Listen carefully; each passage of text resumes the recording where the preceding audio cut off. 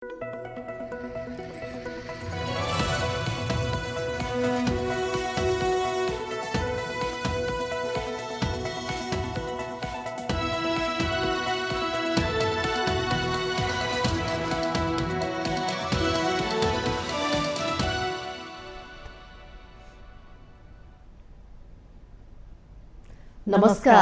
Mountain समाचारमा स्वागत छ। म सचिता बुढाथोकी र म विद्या तामाङ। सुरुमा अहिलेसम्मका मुख्य समाचार।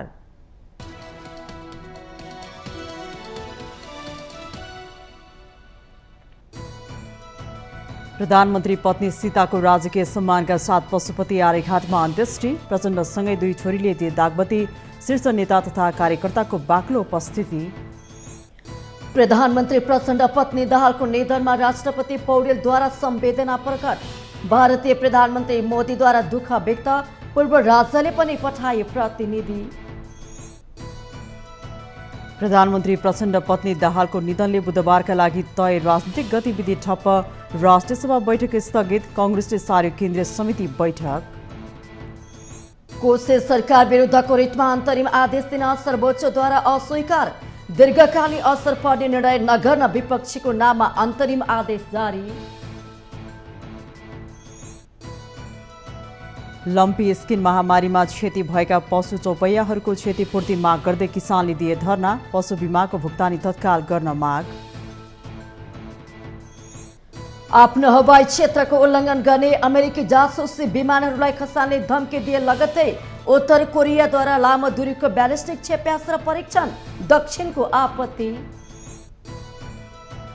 र ACC emerging teams Asia Cup cricket आजबाट सुरु। प्रतियोगिताको समूह बीमा नेपालले भारत ए, पाकिस्तान ए र संयुक्त अरब इमिरेट्ससँग प्रतिस्पर्धा गर्ने।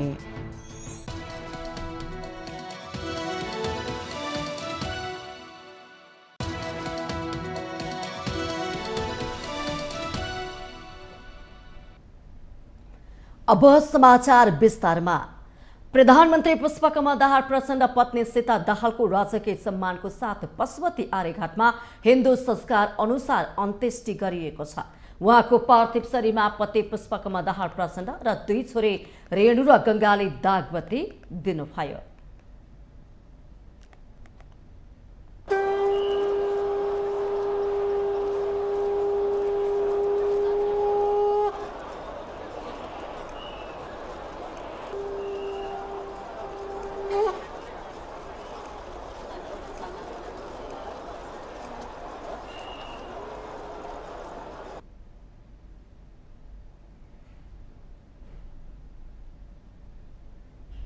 दाहालको बुधबार बिहान नर्भिक अस्पतालमा निधन भएको थियो।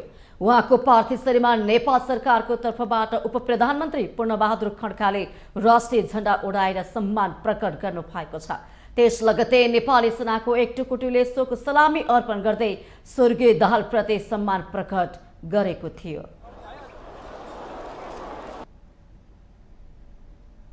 दाहालको अन्तिम संस्कारमा नेपाली कांग्रेसका सभापति एवं पूर्व प्रधानमन्त्री शेरबहादुर देउवा, पूर्व प्रधानमन्त्री एवं नेकपा एमालेका अध्यक्ष केपी शर्मा ओली, पूर्व प्रधानमन्त्री एवं नेकपा एकीकृत समाजवादीका अध्यक्ष माधव कुमार नेपाल, विभिन्न दलका शीर्ष नेता, मन्त्री, सांसद, उच्च पदस्थ सरकारी कर्मचारी, पार्टी कार्यकर्ता लगायतको सर्वसाधारणको पनि ठूलो उपस्थिति थियो। यसअघि बुधबार बिहान 8:33 दाहालको काठमाडौँ थापाथली स्थित नर्भिक अस्पतालमा उपचारका क्रममा निधन भएको थियो। दाहालको अवस्था गम्भीर भएपछि अस्पताल पुर्याइएको थियो। पार्किन्सन जस्तो देखिने एक जटिल प्रकारको रोग प्रोग्रेसिभ सुप्रान्युक्लियर पाल्सी PSP-बाट पीडित उहाँ लामो समयदेखि ओछ्यानमै हुनुहुन्थ्यो। दाहालको निधन लगतै विभिन्न दलका शीर्ष नेता र कार्यकर्ताहरू नर्भिक अस्पताल पुगेर प्रधानमन्त्री परिवारलाई समवेदना प्रकट गरेका थिए। उपराष्ट्रपति रामसहायक प्रसाद यादव, नेपाली कांग्रेसका सभापति शेरबहादुर देउवा, नेकपा एमालेका अध्यक्ष केपी शर्मा ओली, राष्ट्रिय स्वतन्त्र पार्टीका सभापति रवि लामिछाने, विभिन्न मन्त्रीहरू नर्भिक अस्पताल पुगेका थिए। नर्भिक अस्पतालपछि दाहालको प्राथमिक शरीर श्रद्धाञ्जलीका लागि नेकपा माओवादी पार्टीको केन्द्रीय कार्यालय पेरिस डाँडामा राखिएको थियो। त्यहाँ विभिन्न दलका नेता तथा कार्यकर्ताले दाहालप्रति श्रद्धाञ्जली प्रकट गरेका थिए। कार्यालयको प्राङ्गणमा आयोजित शोकसभामा उहाँको प्राथमिक शरीरमा प्रधानमन्त्री प्रचण्डले पुष्पहार अर्पण गर्दै श्रद्धाञ्जली व्यक्त गर्नुभयो। पत्नी सीताको पार्थिव शरीरमा प्रधानमन्त्रीले पार्टीको झण्डा समेत ओडाउनु भएको थियो। प्रचण्डका आँखाबाट आँसु झरिरहेका थियो। उपस्थित अन्यले पनि श्रद्धाञ्जली अर्पण गर्दै 1 मिनट मौन धारण गरेका थिए। शोक सभामा नेकपा माओवादी केन्द्रका वरिष्ठ उपाध्यक्ष एवं उपप्रधानमन्त्री तथा गृहमन्त्री नारायण काजी श्रेष्ठ, पूर्व उपराष्ट्रपति नन्दबहादुर पुन, नेकपा एकीकृत समाजवादीका सम्मानित नेता तथा पूर्व प्रधानमन्त्री झलनाथ खनाल, पूर्व सभामुख अग्नि सापकोटा, मन्त्री परिषदका पूर्व अध्यक्ष खिलराज रेग्मी, नेपालका लागि चिनिया राजदूत छन सोङ लगायतले श्रद्धाञ्जली अर्पण गर्नुभएको थियो। यसैबीच राष्ट्रपति रामचन्द्र पौडेलले पत्नी शोकमा रहनुभएका प्रधानमन्त्री प्रचण्डलाई टेलिफोन गरी समवेदना प्रकट गर्नुभएको छ। त्यसैगरी प्रधानमन्त्री पत्नी दाहालको निधनप्रति नेकपा एमालेका अध्यक्ष केपी शर्मा ओलीले सामाजिक सञ्जाल मार्फत दुःख व्यक्त गर्नुभएको छ। माओवादी केन्द्रका महासचिव देव गुरुङले शोक वक्तव्य जारी गर्दै सीता दाहालको निधनबाट पार्टी, जनता र राष्ट्रका लागि अपूरणीय क्षति भएको उल्लेख गर्नुभएको छ। सिद्धान्तप्रतिको निष्ठा, उन्नत राजनीतिक चेतना, पार्टी, जनता र राष्ट्रप्रतिको निस्वार्थ एवं असीमित सम्पूर्ण उहाँका विशेषता रहेको विज्ञप्तिमा उल्लेख छ।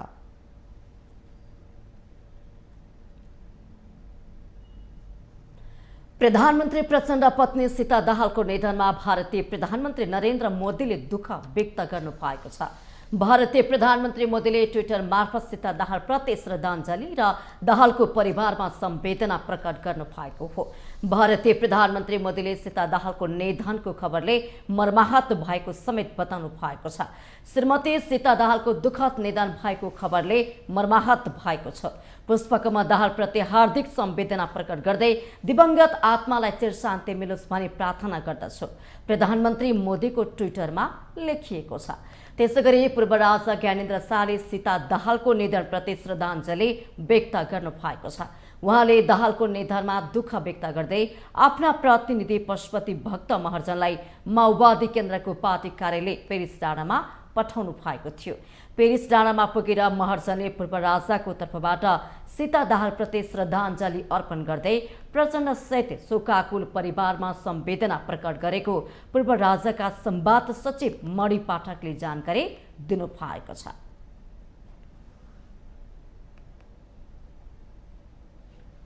प्रधानमन्त्री कार्यालय सिंहदरबारमा बसेको मन्त्री परिषद बैठकले प्रधानमन्त्री प्रचण्ड पत्नी सीताको राजकीय सम्मानसहित अन्त्येष्टि गर्ने निर्णय गरेको थियो।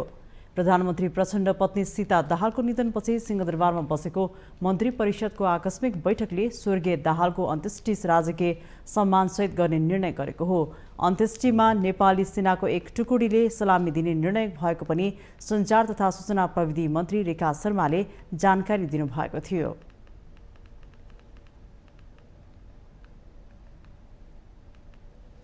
सम्वत 2028 सालदेखि नेपाली कम्युनिस्ट आन्दोलनमा आबद्ध रही समाज रूपान्तरणका लागि भएका सशस्त्र सङ्घर्ष लगायतका सबै खाले आन्दोलनहरूमा महत्त्वपूर्ण भूमिका निर्वाह गर्नुभएकी स्वर्गीय दाहालको निष्ठा, त्याग र सङ्घर्षमय जीवनका उदाहरणीय पक्षलाई सबैले आत्मसात गर्न सक्नु उहाँप्रतिको सच्चा श्रद्धाञ्जली हुने विश्वास नेपाल सरकारको रहेको छ।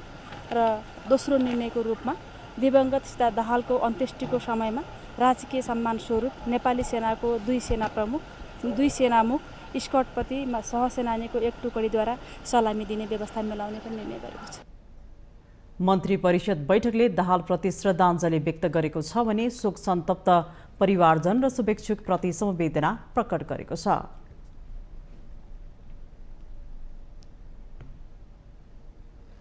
प्रधानमन्त्री पुष्पकमल दाहाल प्रचण्ड पत्नी सीता दाहालको निधन भएपछि बुधबारका लागि तय राजनीतिक गतिविधि ठप्प भए।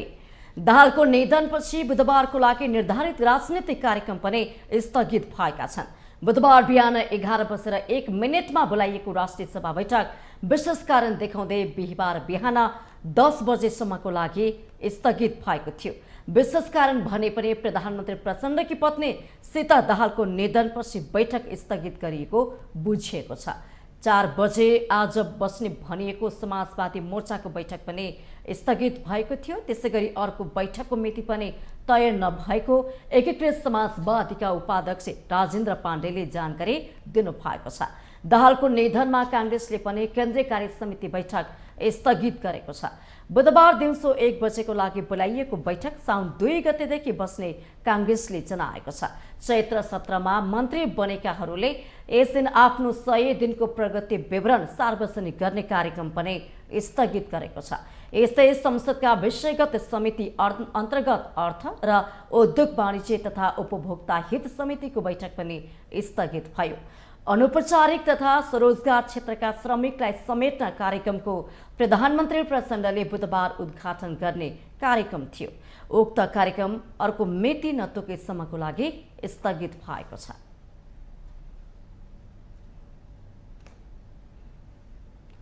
प्रधानमन्त्री पुष्पकमल दाहाल प्रचण्ड पत्नी वियोगमा पर्नु भएको छ। जेठी छोरी र छोरा गुमाएको केही वर्षमै प्रचण्डले पत्नी शोकको वज्रपात पनि झेल्नु परेको छ।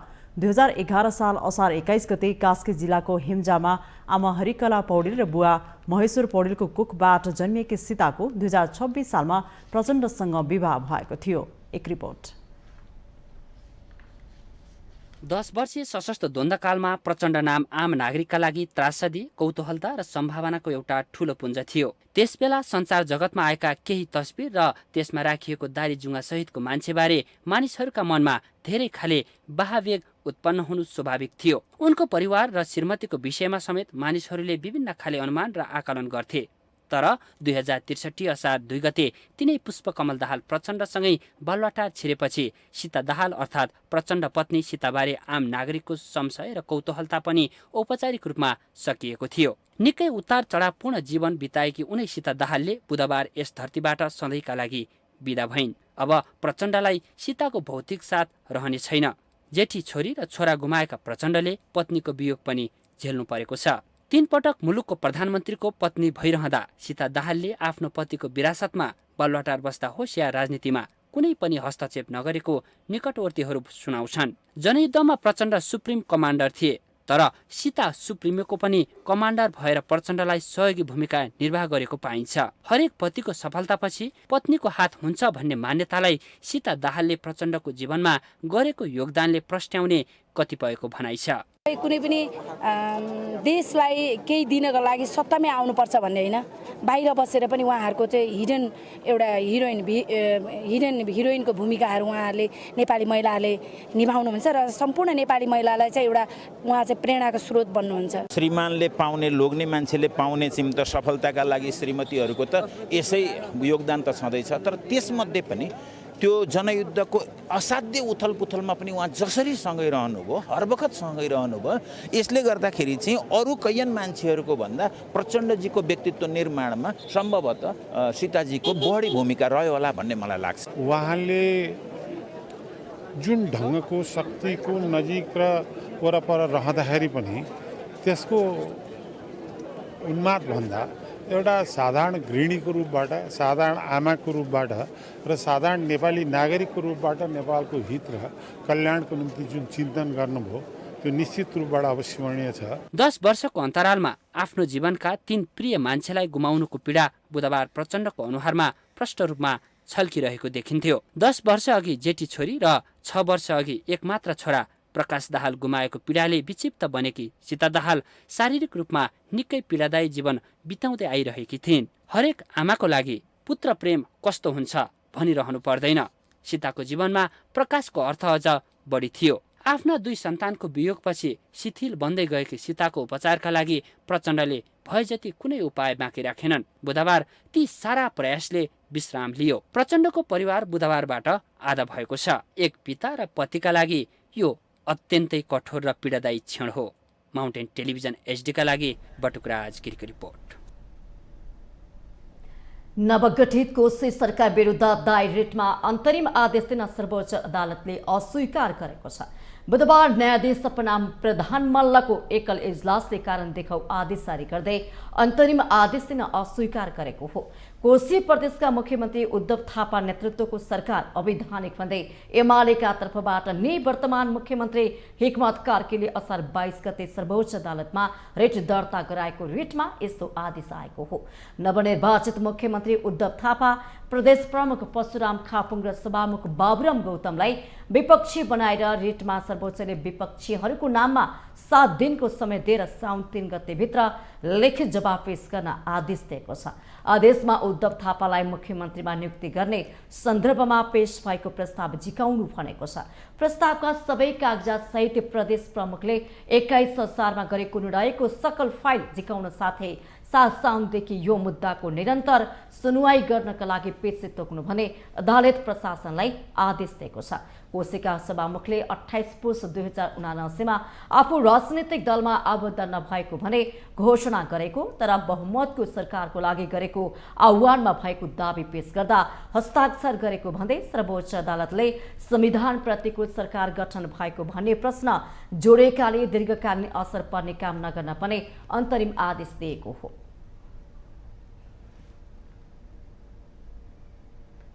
माउन्टेन समाचारमा पालो भएको छ ब्रेक।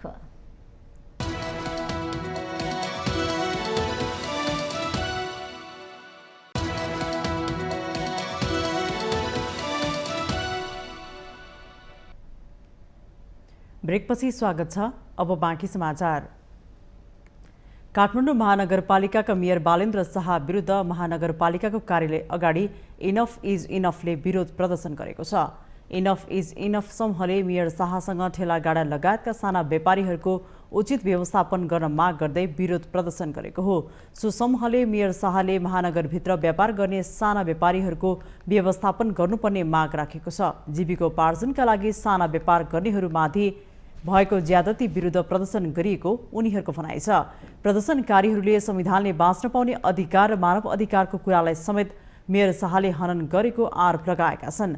महानगरपालिकाले व्यापारीको सामान व्यवस्थित गर्नुपर्नेमा कब्जा गरेर जनतालाई लुटेको उनीहरूको भनाइ छ। निर्वाचनको बेला फुटपाथ व्यवस्थापन गर्न दिएको आश्वासन मेयर शाहले पूरा गर्न नसकेको प्रदर्शनकारीहरू बताउँछन्। यो चाहिँ हेर्दाखेरि पनि राम्रो देखेको छैन र यो चाहिँ जसलाई परेको छ उनीहरूको त जीविकोपार्जन नै चाहिँ हनन भइरहेछ नि त। उनीहरू त ऋण लिएर गरिरहेछन्, के गरिरहेछन्, गर्न सक्ने सानो शिक्षाको उबाट पनि बाहिर भएको मान्छेहरूले आफ्नो जीविकोपार्जनको लागि निकालेको सानो उपायप्रति पनि त्यस्तो चाहिँ अमानवीय चाहिँ एकदम अनसेन्सिटिभ रूपमा चाहिँ जसरी व्यवहार गरिरहेछ त्यसलाई रोकौँ। ठेलागाडा व्यवस्थापन र फुटपाथ व्यवसायहरूलाई कसरी व्यवस्थापन गर्न सकिन्छ भनेर जसरी हिजोको दिनमा मेयर बालेन्द्र शाहजीले आफ्नो चुनाव घोषणाको अगाडि चुनावको लड्नु अगाडि जसरी बोल्नु भएको थियो त्यसरी नै व्यवस्थापन गर्न सकिन्छ है भनेर मेयर साहबले नै हामीलाई यो कुरा भन्नुभएको हो नि त। भने व्यवस्थापन गर्न सकिँदो रहेछ। बाइपासमा पनि गरिरहेका छन् व्यक्तिले, अथवा नेपालमा मात्रै होइन अरूले भन्छ कहाँ गरेको छ, विश्वमा कहाँ गरिरहेको छ यस्तो प्र्याक्टिस भन्ने मान्छेको बुझाइ छ। विश्वमा धेरै ठाउँमा गरिरहेको छ, पेरिसमा गरिरहेको छ, सिडनीमा गरिरहेको छ, ब्याङ्ककमा गरिरहेको छ होइन। यी फुटपाथ नै दिनुपर्छ भन्ने कुरा होइन, सडकमै गर्न दिनुपर्छ भन्ने विषय होइन। कहाँ गर्न सकिन्छ त? यिनीहरूलाई कहाँ व्यवस्थापन गर्न सकिन्छ त? यिनी मुखाई गरिबलाई कहाँ व्यवस्थापन गर्न सकिन्छ? यो ठेलागाडा यो व्यापार भनेको चाहिँ दुवै भनौँ न किन्ने पनि छन् तीबाट र बेच्नेहरू पनि छन्। दुवै पक्षलाई चाहिँ यसबाट कामहरू भइरहेछ। तर बालेन्द्र शाहजीको त्यो महानगरको भनौँ न त्यो एउटा ज्यादतीपूर्ण किसिमले चाहिँ धेरै हानि भइरहेछ जस्तो हामीलाई फिल हुन्छ। त्यही भएर आज हामी यहाँ छौँ र उहाँको अब अरू कामहरू त राम्रै छ, तर पनि उहाँले अब जसरी यो काम गरिरहन्छ यसमा चाहिँ उहाँले अलिकति राम्रोसँग म्यानेज गरिदिनु भयो भने हामीलाई राम्रो हुन्छ भन्ने हामीलाई लाग्यो। हरेक नागरिकले चाहिँ आत्मसम्मानले बाँच्न पाउनुपर्छ भन्ने संविधान प्रदत्त अधिकार हो। त्यो अधिकार के यहाँको ठेलागाडा व्यवसाय गर्ने खुद्रा व्यापारीहरूले पाए त? पाएन। जुन किसिमले नगर प्रहरीले चाहिँ निर्मम तरिकाले ठेलागाडाहरूको सामान फ्याल्ने कुटपिट गर्ने काम गरेको छ त्यो गैर कानुनी त छँदैछ, अमानवीय पनि छ। त्यसैले हामी मेयर साहबलाई उपमेयर साहबलाई चाहिँ जवाबदेही बन्नको लागि, किनभने उहाँले चुनाव अगाडि चाहिँ जुन नारा लाउनु भएको थियो, जुन प्रतिबद्धता जनाउनु भएको थियो, त्यही कुराको लागि चाहिँ युवा मेयर हुनुहुन्छ उहाँसँग हाम्रो अपेक्षा छ तपाईँको महानगर सुन्दर बनाउने यो जुन सुन्दरताको परिभाषामा चाहिँ गरिब नागरिकलाई पनि अटाइदिनुहोस्, उहाँले न्याय दिनुहोस् भनेर नै आज हामी आयौँ। प्रदर्शनकारीहरूले महानगरको अमानवीय व्यवहार तत्काल रोक्न चेतावनी समेत दिएका छन्।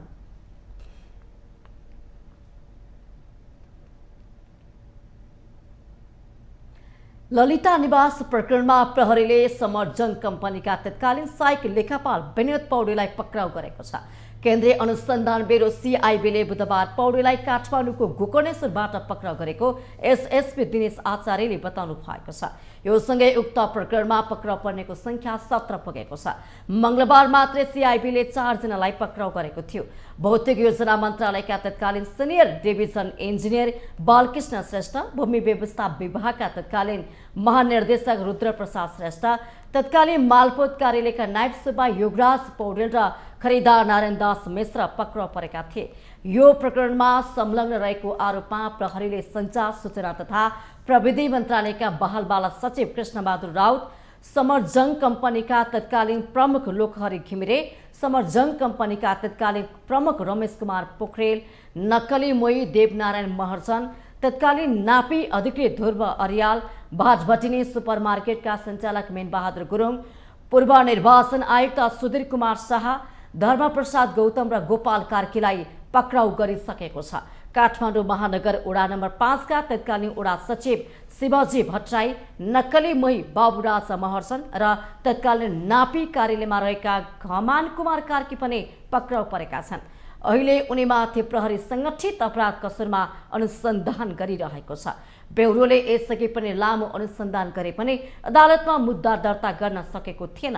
लामो अनुसन्धान सकेर 2078 साल पुसमै सरकारी वकिलको कार्यालय काठमाडौँमा अनुसन्धान प्रतिवेदन बुझाएको थियो। तर सरकारी वकिल कार्यालयले थप अनुसन्धान गर्नु भनेर पुस 22 गते प्रतिवेदन फिर्ता पठाएको थियो। प्रतिवेदन फिर्ता पठाएपछि अहिले पुनः अनुसन्धान गरी यसमा संलग्नहरूलाई पक्राउ गर्न थालिएको हो।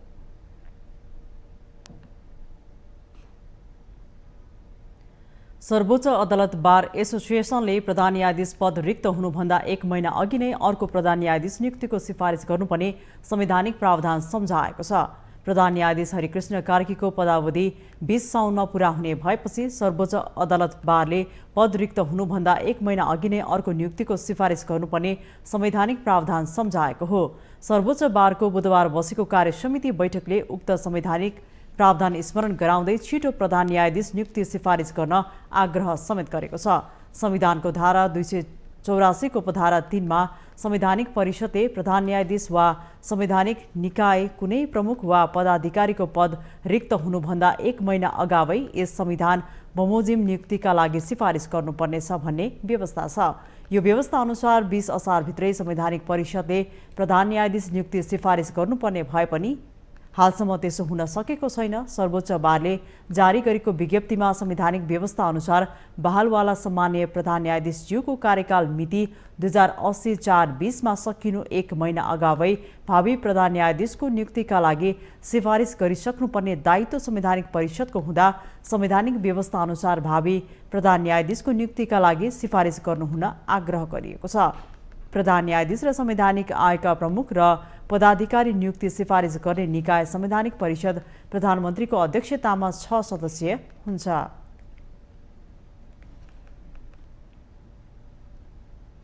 सामाजिक सुरक्षा कोषले अनौपचारिक क्षेत्रमा रहेका श्रमिक तथा स्वरोजगार व्यक्तिहरूलाई पनि आबद्ध गराउनु भएको छ। बुधबारदेखि नै अनौपचारिक क्षेत्रमा रहेका श्रमिक तथा स्वरोजगार व्यक्तिहरूलाई योगदानमा आधारित सामाजिक सुरक्षा दायरा विस्तार गर्ने गरी शुभारम्भ गर्ने कार्यक्रम भए पनि प्रधानमन्त्री पत्नी सीता दाहालको निधनको कारण रोकिएको हो।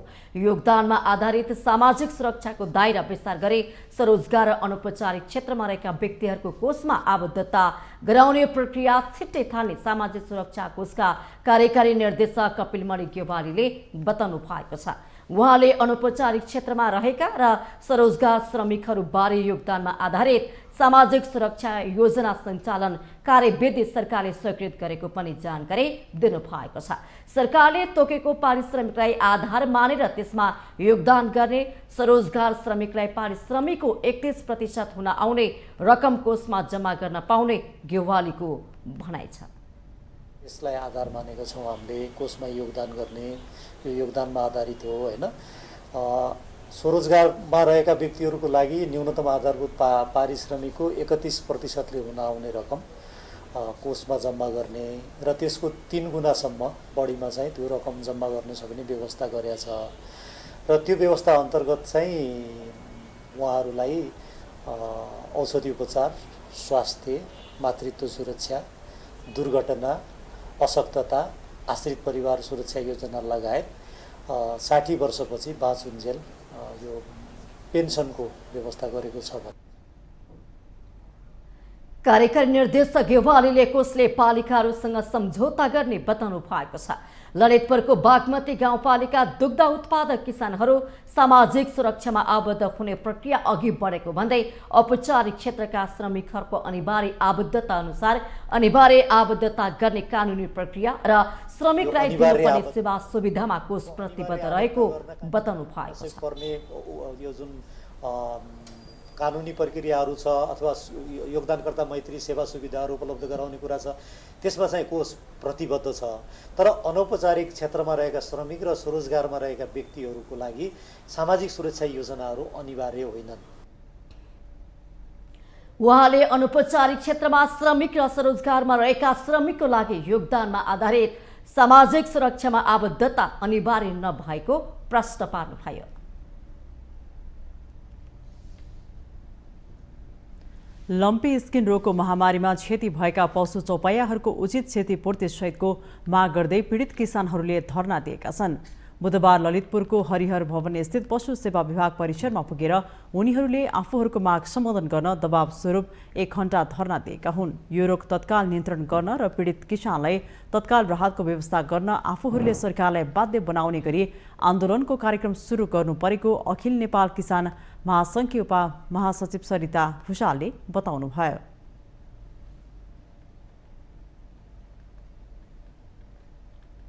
यो रोगको नियन्त्रण गर्नु पर्यो र पशुपालक किसानहरूलाई चाहिँ राहत दिनु पर्यो र विस्थापित हुन लागेका किसानहरूलाई पुनर्स्थापना गर्नु पर्यो। जुन कर्जा लिएर गरिराख्नु भएको छ उहाँहरूलाई चाहिँ कर्जा मिना गर्नु पर्यो।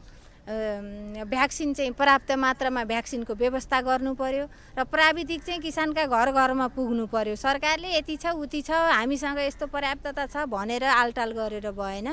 यही सुलभ कर्जा चाहिँ फेरि व्यवसायमा पुनर्स्थापना गर्न किसानलाई चाहिँ पशु व्यवसाय गरिरहेका किसानलाई सुलभ कर्जा उपलब्ध गराउनुपर्छ भन्ने लगायतका मागहरू राखेर हामी आन्दोलनमा उत्रिरहेका छौँ। पीडित किसानहरूले पशुहरूका लागि बिमाको भुक्तानी गर्न पनि सरकारले ढिलाइ गर्न नहुने बताएका छन्। लम्पी स्किन महामारीका कारण विस्थापित किसानहरूको पुनर्स्थापना र उनीहरूका लागि बिमाको भुक्तानी गर्न पनि सरकारसँग माग गरेको अखिल नेपाल किसान महासङ्घ काठमाडौँका इन्चार्ज पुष्कर प्याकुरेलले बताउनुभयो। उहाँले सो रोग नियन्त्रणका लागि पर्याप्त भ्याक्सिनको व्यवस्था मिलाउन पनि सरकारलाई आग्रह गर्नुभयो। मन्त्रालयले पनि हामीले ज्ञापन पत्र बुझाइसकेका छौँ। ग्रामीण क्षेत्रका किसानहरू यतिखेर पुरै आहत भएका छन्। 70% भन्दा प्रारम्भिक डाटा 70% भन्दा बढी पशु चौपायाहरू चाहिँ लम्पी स्किनको कारण मरिसकेको छ र त्यसका निम्ति पशुका बिमा पनि क्लेम गर्न नसक्ने अवस्था देखिएको छ र पशुहरू चौपायाहरूको बिमा पनि हामीले क्लेम गरिराखेका छौँ र छिट्टै यो लम्पी स्किनका निम्ति भ्याक्सिन यो रोग महामारी नियन्त्रणका निम्ति भ्याक्सिनको माग हामीले गरिराखेका छौँ। राष्ट्रिय किसान सञ्जालको नेतृत्वमा आह्वान गरिएको धरनामा लम्पी स्किन रोगको महामारी नियन्त्रण गरी पीडित किसानलाई राहतको घोषणा गरिएको थियो।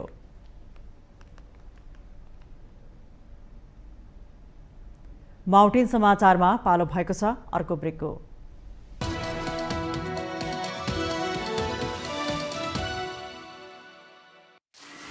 2011 मा हामीले ल्यायौं Nepal's first fibre to the home internet.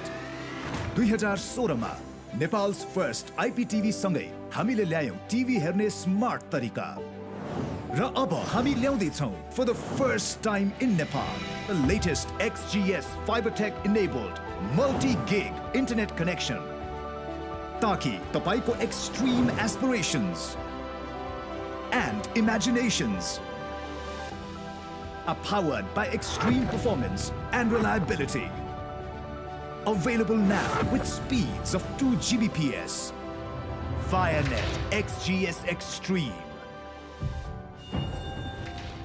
Shivam Cement. Bharosa.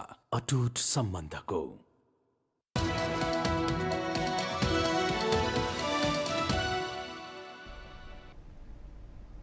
ब्रेकपछि स्वागत छ। अब बाँकी समाचार।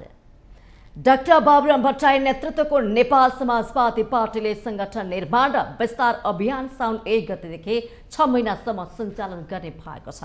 अभियानको सुरुवातमा साउन 1 गते देशभर वृक्षारोपण गरिने नेकपाले जनाएको छ। वृक्षारोपणसँगै जिल्ला जिल्लामा अभियान उद्घाटन कार्यक्रम हुने बताइएको छ। अभियानको सुरु चरणमा प्रदेश स्तरीय प्रशिक्षण बैठक हुनेछ। कोशीमा साउन 15 गते, मधेसमा 17 गते, बागमतीमा 19 गते, गण्डकीमा 23, लुम्बिनीमा 25, कर्णालीमा 27 गते र सुदूरपश्चिममा 29 गते बैठक हुनेछ। त्यस्तै बैठकले अभियानको लागि विभिन्न प्रदेशहरूमा केन्द्रीय कार्यकारिणी समितिका विभिन्न नेताहरूलाई जिम्मेवारी तोकेको छ। कोशी प्रदेशमा हिसिला एमए, मधेस प्रदेशमा अध्यक्ष महेन्द्र यादव, बागमती प्रदेशमा गंगा श्रेष्ठ, गण्डकी प्रदेशमा अध्यक्ष डाक्टर बाबुराम भट्टराई, लुम्बिनी प्रदेशमा गोविन्द चौधरी, कर्णाली प्रदेशमा भक्तबहादुर शाह र सुदूरपश्चिम प्रदेशमा दुर्गा सोप र जनक शाहको नेतृत्वमा अभियान सञ्चालन हुनेछ।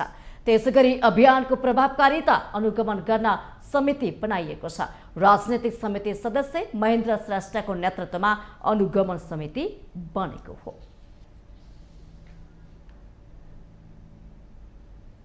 डाक्टर सीके राउत नेतृत्वको जनमत पार्टी पुष्पकमल दाहाल प्रचण्ड सरकारमा पुनः सहभागी हुने भएको छ।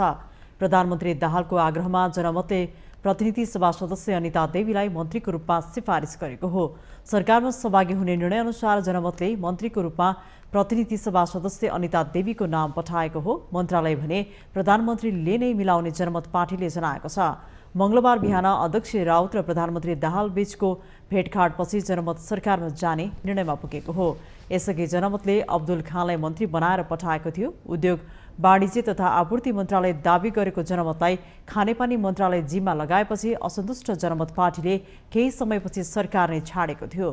प्रतिनिधि सभामा 6 सांसद रहेको जनमत सरकारबाट बाहिर पनि समर्थन भन्ने फिर्ता लिएको थिएन। तर आर्थिक वर्ष 2080-81 को बजेटमा भने विपक्षीमा मतदान गरेको थियो।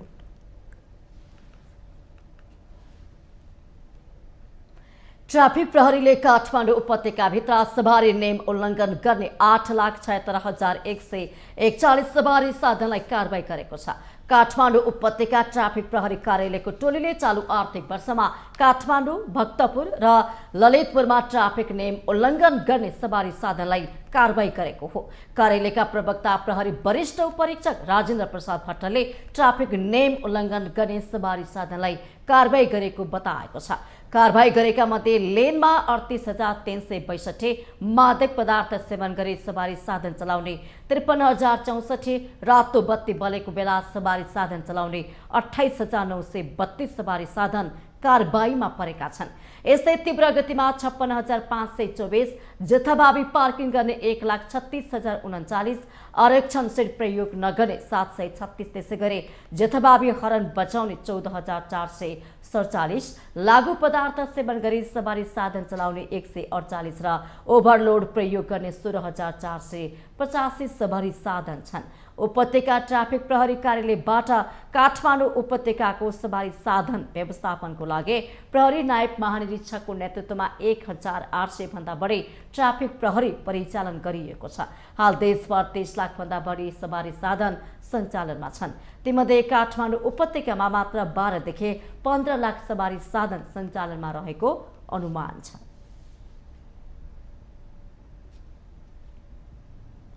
सरकारले गठन गरेको सहकारी समस्या समाधान सम्बन्धी कार्यदलले समस्या देखिएका सहकारी सञ्चालकलाई कारबाही प्रक्रिया अघि बढाउन सिफारिस गरेको छ। राष्ट्रिय योजना आयोगका सदस्य डाक्टर जयकान्त राउतको संयोजकत्वमा गठित समितिले 3 महिनाभित्र मुलुकभरका सबै सहकारी संस्थाको अनुगमन गरी समस्याग्रस्त सहकारीका सञ्चालक विरुद्ध कारबाही लगायतका 27 बुँदे सिफारिस गरेको हो। समितिले प्रधानमन्त्री पुष्पकमल दाहाललाई प्रारम्भिक प्रतिवेदन बुझाउँदै अध्ययनका लागि थप 1 महिना माग गरेको बताइएको छ। अबको 3 महिनाभित्र तीनै तहका सरकारका सम्बन्धित नियामकहरूले मुलुकभरका सबै सहकारीहरूको स्थलगत अनुगमन र सुपरिवेक्षण गरिसक्नुपर्ने र त्यसका आधारमा प्रतिवेदन पेश गर्नुपर्ने सिफारिस समितिले गरेको छ। सहकारी ऐनको दफा 115 समस्याग्रस्त सहकारीको सञ्चालक समितिको सदस्य, व्यवस्थापक तथा तिनका परिवारको बैंक खाता रोका गर्ने, चल अचल सम्पत्ति रोका राख्ने, त्यस्ता व्यक्तिको पासपोर्ट जारी नगर्ने वा गरिसकेको भए रोका राख्ने लगायतका व्यवस्था छ। साथै आगामी चैत मसान्तभित्र सहकारी संस्थाबाट निक्षेप निकाल्न चाहने साना बचतकर्ताको बचत फिर्ता गराउनुपर्ने समितिको ठहर छ। सहकारीहरूबाट साना बचतकर्ताले माग गरेको रकम 2080 को चैत मसान्तभित्र फिर्ता गर्ने कार्ययोजना पेश गर्न लगाउने अध्ययन समितिले सिफारिस गरेको छ। कतिपय सहकारीका सञ्चालक विदेश पनि पैसा पलायन गरेको अनुसन्धानबाट खुलेकाले त्यस्तो पैसा सरकारले खिचेर बचतकर्तालाई वितरण गर्नुपर्ने पनि अध्ययन समितिको निष्कर्ष छ।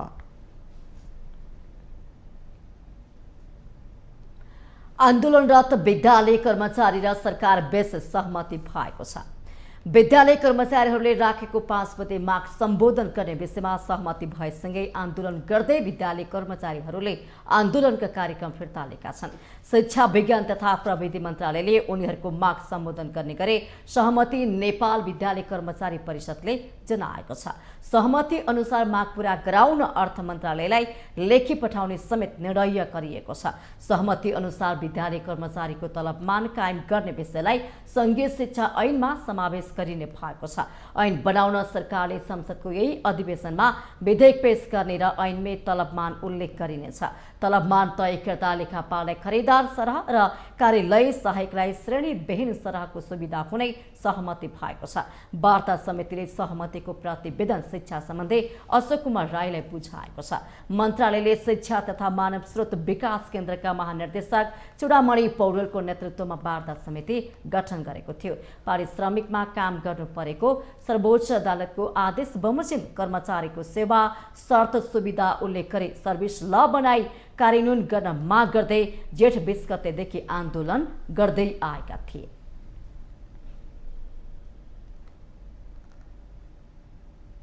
हामीसँग आर्थिक अन्तर्राष्ट्रिय र खेल समाचार बाँकी नै छन्। माउन्टेन समाचारमा पालो भएको छ ब्रेक।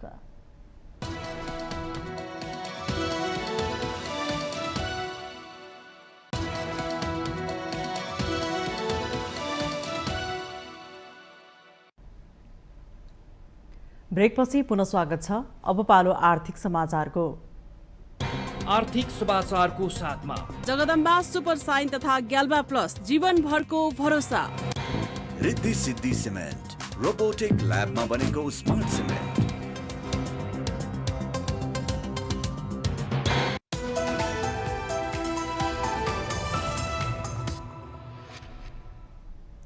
सङ्कटग्रस्त नेपालको आर्थिक अवस्था उकास्न अर्थतन्त्र चलायमान बनाउनुपर्छ भन्ने पहिलो र महत्त्वपूर्ण मन्त्र अहिले बारम्बार सुनिने गरिन्छ। अर्थमन्त्री डाक्टर प्रकाश शरण महतले हरेक दिन अर्थतन्त्र चलायमान बनाउनुपर्छ भन्न छाड्नु भएको छैन। अर्थतन्त्र चलायमान बनाउन सरकारले पुँजीगत खर्च बढाउन सक्नुपर्ने पहिलो शर्त हो। तर नेपालमा पुँजीगत खर्च हुन नसक्ने लामो समयदेखिको रोग हरेक वर्ष जटिल हुँदै गएको छ। एक रिपोर्ट। सङ्कटग्रस्त नेपालको आर्थिक अवस्था उकास्न अर्थतन्त्र चलायमान बनाउनुपर्छ भन्ने वाक्य अहिले जनजिब्रोमै छ। अर्थतन्त्र चलायमान बनाउने भनेको अर्थशास्त्रमा छुट्टै परिभाषा होला। तर आम नागरिकले बुझ्ने भनेको आर्थिक क्रियाकलापसँगै गतिविधि बढाउनु नै आर्थिक चलायमान हो। तर सरकारले निर्माण व्यवसायीहरूले गरेको कामको भुक्तानी 5-6 महिनासम्म उधारो राखिदिएको छ। करिब 30 अर्ब उधारो हुँदा बजारमा रकम पुग्न नसक्दा अर्थतन्त्र चलायमानको मन्त्र भनाइमै सीमित छ। निर्माण व्यवसायीहरूले गत पुसमा दिएको बिलको समेत अहिलेसम्म भुक्तानी नभएको गुनासो गरिरहेका छन्। सरकारले विभिन्न कारण देखाएर भुक्तानी रोक्ने गरेको उनीहरूको भनाइ छ। काम सकेपछि सबै प्रक्रिया पूरा गरेर भुक्तानी माग्ने बेलामा भने यो शीर्षकमा पैसा नभएको र रकमान्तर गर्नुपर्छ भन्ने सरकारको जवाबले व्यवसायीहरू आजित नै भइसकेका छन्। यसबाट सरकारकै विश्वास नहुने अवस्था सिर्जना हुन थालेको छ। विगतका वर्षहरूमा दायित्व सिर्जना हुने र सम्बन्धित आर्थिक वर्षमा बजेट नछुट्याउने गरिएकाले भुक्तानीमा समस्या भएको अर्थ मन्त्रालयको भनाइ छ। चालु आर्थिक वर्ष सकिनै लाग्दा कानुन अनुसार आगामी आइतबार सरकारले कुनै पनि भुक्तानी दिन पाउँदैन। यता असार 24 गते पछिको भुक्तानीमा पनि कडाई गरिएको छ। महालेखा नियन्त्रकको कार्यालयले असार 24 गते राति 12 बजेदेखि सरकारी खाताहरू रोक्का भएको जनाएको छ। यसको अर्थ यी खाताहरूबाट भुक्तानी हुँदैन। गत आइतबार मात्रै सङ्घीय सरकारले निर्माण व्यवसायको 20 अर्ब रुपियाँ भुक्तानी गरेको तथ्याङ्क छ। चालु आर्थिक वर्षमा बिल पेश गरेको करिब 45 अर्ब रुपियाँ भुक्तानी हुन बाँकी नै रहेको निर्माण व्यवसायीहरूको हिसाबले देखाउँछ। यसमध्ये प्रदेश र स्थानीय तह मार्फत करिब 15 अर्ब र सङ्घीय सरकारबाट 30 अर्ब रुपियाँ हुने भुक्तानी हुन बाँकी छ। आर्थिक कार्यविधि तथा वित्तीय उत्तरदायित्व नियमावलीले 3 शर्त बाहेक आर्थिक वर्षको अन्तिम महिना सकिनुभन्दा 1 साता अघि नै भुक्तानी गरिसक्नुपर्छ। सरकारले गत वर्ष अन्तिम साता 3% रकम खर्च गरेको छ। स्रोतान्तर वा रकमान्तरका कारण खर्च भुक्तानीमा ढिलाइ भएको विषयमा कागजबाट प्रष्ट भए पनि आवश्यक काम हो कि होइन भन्ने प्रश्न नभएको महालेखा अधिकारीहरूले बताउँछन्। निर्माण व्यवसायहरूका अनुसार स्वास्थ्य विभाग, खानेपानी विभाग, सिँचाइ विभाग, शहरी विकास आयोजना लगायतको गरी 30 अर्ब रुपियाँको भुक्तानी बाँकी छ। बजेट कार्यान्वयन हुन नसक्ने लामो समयदेखिको समस्या हरेक वर्ष कम गर्दै लैजाने हरेक अर्थमन्त्रीको आश्वासनले पनि आम नेपालीको कान थाकिसकेको छ। कार्यान्वयनका लागि भन्दै बजेट प्रस्तुत गर्ने समय नै परिवर्तन गरिएको छ, तर हात लाग्यो सुन्नेकै अवस्था छ।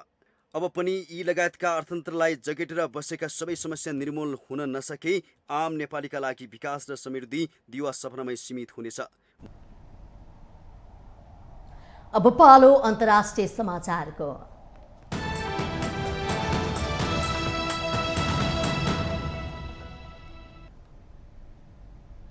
उत्तर कोरियाले लामो दूरीको ब्यालिस्टिक क्षेप्यास्त्र परीक्षण गरेको छ। यो परीक्षण प्योङयाङले आफ्नो हवाई क्षेत्रको उल्लङ्घन गर्ने अमेरिकी जासुसी विमानहरूलाई खसाल्ने धम्की दिएको केही दिनमै भएको हो। दुई कोरिया बीचको सम्बन्ध अहिलेसम्मकै सबैभन्दा तल्लो बिन्दुमा छ।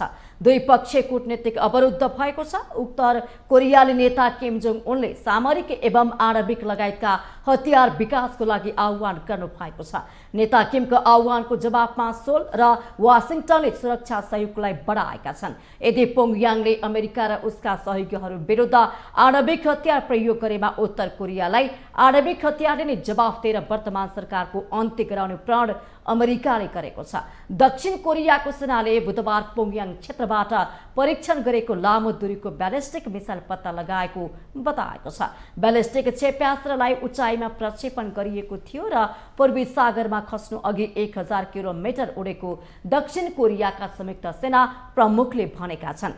परीक्षणलाई गम्भीर उत्तेजना भन्दै संयुक्त सेना प्रमुखले त्यसबाट कोरियाली प्रायद्वीपको शान्ति र सुरक्षामा हानि हुने भएकाले त्यसलाई अविलम्ब रोक्न प्योङयाङलाई आह्वान गरेको छ।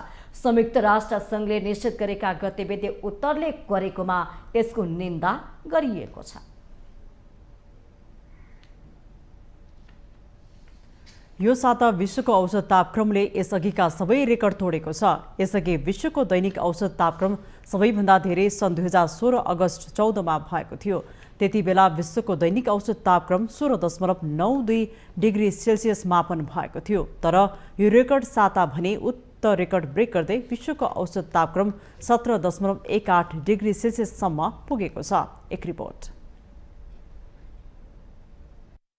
विश्वको तापक्रमको मापन सन् 1940 देखि सुरु गरिएको हो।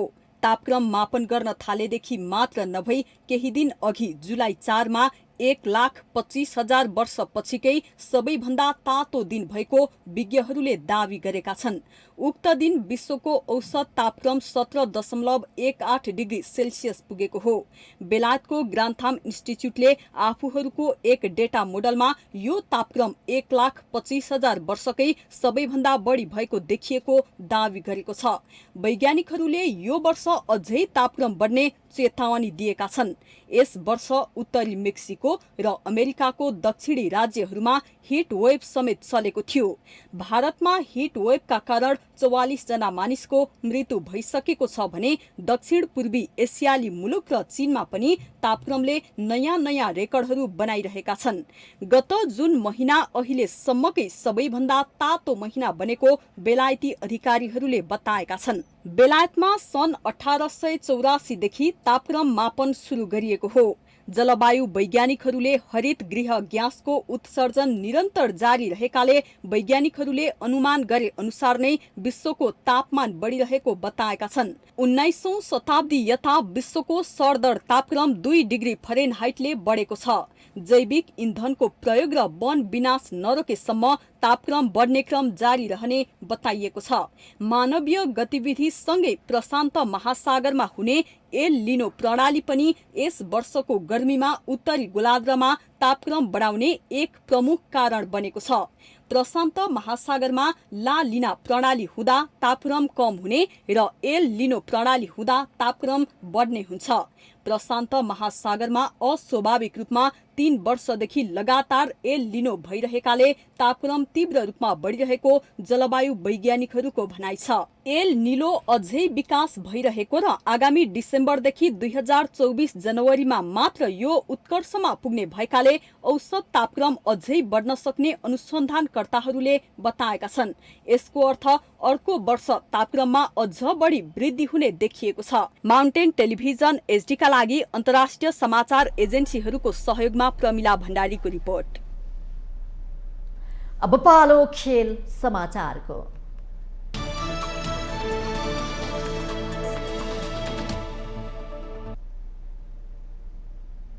SC emerging teams Asia Cup cricket आजबाट सुरु हुँदैछ। उद्घाटन खेलमा आजसम्म एका 2वटा खेल हुनेछन्।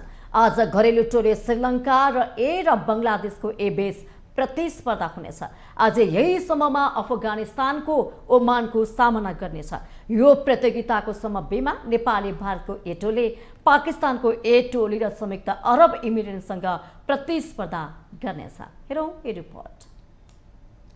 प्रतियोगितामा नेपाल समूह बीमा परेको छ। उक्त समूहमा भारतको ए टोली, पाकिस्तानको ए टोली र संयुक्त अरब इमिरेट्स युएई रहेका छन्। यसैगरी समूह एमा श्रीलङ्काको ए टोली, बङ्गलादेशको ए टोली, अफगानिस्तानको ए टोली र ओमान रहेका छन्। प्रतियोगिताको पहिलो दिन बिहिबार समूह ए को 2वटा खेल हुनेछन्। श्रीलङ्काको ए टोलीले बङ्गलादेशको ए टोलीसँग प्रतिस्पर्धा गर्नेछ। बिहिबारकै अर्को खेलमा अफगानिस्तानको ए टोलीले ओमानको सामना गर्नेछ। प्रतियोगिताका लागि नेपाल क्रिकेट संघ क्यानले कप्तान रोहित पौडेलको नेतृत्वमा टोली घोषणा गरेको छ। नेपाली टोली प्रतियोगितामा सहभागी हुन श्रीलङ्का पुगिसकेको छ। नेपाली टोलीमा रोहित पौडेल कप्तान, अर्जुन साउद विकेट किपर, कुशल भुर्तेल, गुलसन झा, सोमपाल कामी, प्रतीश जेसी, देव कनाल, सन्दीप जोरा, कुशल मल्ल, ललित राजवंशी, भीम सार्की, पवन सर्राफ, आसिफ शेख, सूर्य तामाङ, किशोर महतो र श्याम ढकाल रहेका छन्। पवन सर्राफलाई अन्तिम समयमा आएर टोलीमा समावेश गरिएको छ। त्यसअघि आरिफ शेख टोलीमा परेका थिए, तर घरायसी कारणले गर्दा आरिफले प्रतियोगिता खेल्न नसक्ने भएपछि उनको स्थानमा पवनलाई राखिएको हो। 2 प्रभावशाली खेलाडी स्पिनर सन्दीप लामिछाने र अलराउन्डर दिपेन्द्र सिंह ऐरी पनि टोलीमा छैनन्। विदेशी फ्रेन्चाइज लिग खेल्नुपर्ने भएकाले यी 2 खेलाडीले इमर्जिङ टिम्स एसिया कप नखेलेका हुन्। सन्दीप र दिपेन्द्र क्यानाडामा आयोजना हुने फ्रेन्चाइज लिग ग्लोबल T20मा आबद्ध छन्। एससी इमर्जिङ टिम्स एसिया कपमा नेपालको यो 4थो सहभागिता हो। नेपालले सन् 2013मा सिङ्गापुरमा भएको पहिलो संस्करणदेखि नै प्रतियोगितामा सहभागिता जनाउँदै आएको छ। पहिलो संस्करणको समूहगत चरणमा नेपाली टोली 3वटै खेलमा पराजित भएको थियो। इमर्जिङ टिम्स एसिया कपको इतिहासलाई हेर्दा यसअघिका 3 संस्करण खेलेको नेपालले 2 खेलमा मात्र जित हात पार्न सकेको छ। यसपटक पनि नेपालका लागि इमर्जिङ टिम्स एसिया कपको यात्रा सहज छैन। यसपटक भारत र पाकिस्तान जस्ता 2 बलिया टोली नेपालकै समूहमा छन्। अनुभवी खेलाडी ज्ञानेन्द्र मल्ल, स्पिनर सन्दीप लामिछाने, अलराउन्डर दिपेन्द्र सिंह ऐरी, करण केसी र आरिफ शेख जस्ता प्रभावशाली खेलाडी टोलीमा छैनन्। नेपाली टोलीले इमर्जिङ टिम्स एसिया कपलाई आफूहरूले निकट भविष्यमा हुने एसिया कपको तयारीका रूपमा लिएको बताएका छन्। नेपाली टोलीका प्रशिक्षक मोन्टी देसाईले पनि यसपटक इमर्जिङ टिम्स एसिया कप युवा खेलाडीका लागि अन्तर्राष्ट्रिय एक्सपोजर पाउने गतिलो अवसर भएको बताएका थिए। प्रतियोगितामा नेपालले आफ्नो पहिलो खेल जुलाई 14 तारिखमा पाकिस्तानको ए टोलीसँग खेल्नेछ। नेपालले दोस्रो खेलमा 17 तारिखमा भारतको ए टोलीसँग खेल्नेछ। यसैगरी समूहगत चरणको तेस्रो तथा अन्तिम खेल नेपालले जुलाई 19 तारिखमा युएईसँग खेल्नेछ। माउन्टेन टेलिभिजन एचडीका लागि बिन्दु अधिकारी, काठमाडौँ।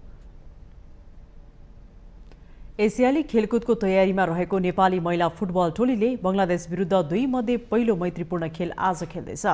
नेपाल र बङ्गलादेश बीचको पहिलो खेल ढाका स्थित वीरश्रेष्ठ शहीद सिपाही मोहम्मद मुस्तफा कमला रङ्गशालामा साँझ पौने 6 बजे सुरु हुनेछ।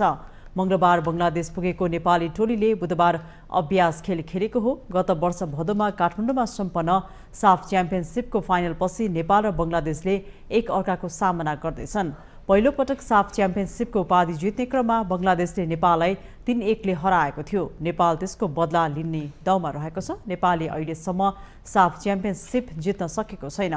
त्यतिबेला आफ्ना टोलीको कप्तानी गरेका गोलकिपर एन्जिला तुम्बापो सुब्बाको नेतृत्वमा नेपाल र फरवार्ड सबिना खातुनको नेतृत्वमा बङ्गलादेश मैत्रीपूर्ण खेलमा उत्रिने सम्भावना रहेको छ। दोस्रो खेल भने आइतबार हुनेछ। सातौं प्रधानमन्त्री कप एनबी महिला तथा पुरुष भलिबल प्रतियोगिता अन्तर्गत पुरुष भलिबलमा त्रिभुवन आर्मी र हेल्प नेपाल स्पोर्ट्स क्लबले जित दर्ता गरेका छन्। त्रिपुरेश्वर स्थित दशरथ रङ्गशालामा कबर हलमा बुधबार एपीएफलाई 3-2 को सेटमा पराजित गरेर आर्मी शीर्ष स्थानमा उक्लिएको छ। पहिलो सेट हारे पनि आर्मीले दोस्रो, तेस्रो र पाँचौं सेट जितेको हो। जससँगै आर्मीको 4 खेलबाट 11 अङ्क भएको छ। टिपटप हेल्प नेपालको समान 11 अङ्क भए पनि सेट पोइन्टको आधारमा दोस्रो स्थानमा छ। बुधबार नै पुरुषतर्फ नेपाल पुलिसलाई हराउँदै टिपटप हेल्प नेपाल स्पोर्ट्स क्लबले पनि 4 खेलमा 11 अङ्क बटुलेको छ। हेल्प नेपालले पुलिसलाई 3-2 को सेटमा हराएको थियो। यसअघिका 3 खेलमा अपराजित रहेको पुलिस विजय यात्रामा 3 पाकिस्तानी खेलाडी समावेश हेल्प नेपालले ब्रेक लगाएको छ। पाँचौं सेट 22 को सेटमा पुगेर लगातार 2 उत्कृष्ट स्पाइक सहित हेल्प नेपालले खेल जितेको हो।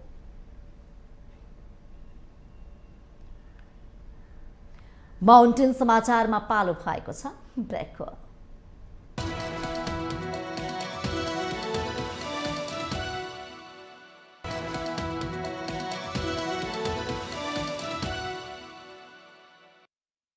ब्रेकपछि पुनः स्वागत छ। यो सँगै हामी माउन्टेन समाचारको अन्त्यमा आइपुगेका छौं। जाँदा जाँदै मुख्य समाचार पुनः एकपटक।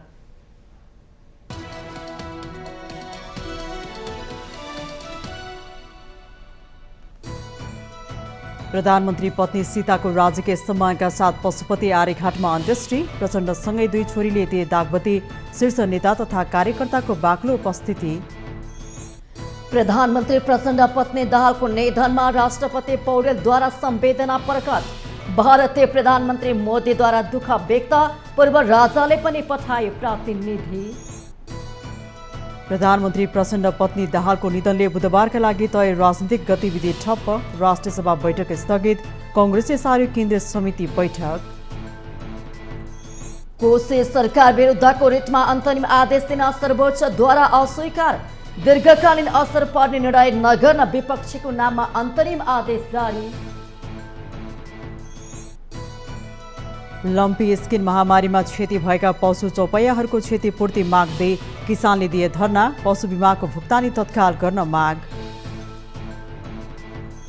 आफ्नो हवाई क्षेत्रको उल्लङ्घन गर्ने अमेरिकी जासुस विमानहरूलाई खसाल्ने धम्की दिए लगत्तै उत्तर कोरियाद्वारा लामो दूरीको ब्यालिस्टिक क्षेप्यास्त्र परीक्षण। दक्षिणको आपत्ति।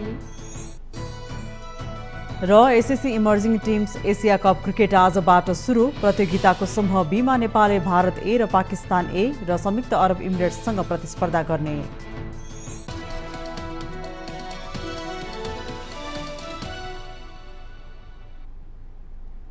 माउन्टेन समाचार अहिलेलाई सकियो। सत्य, तथ्य र निष्पक्ष समाचारको लागि माउन्टेन टेलिभिजन एचडी हेर्दै रहनुहोला।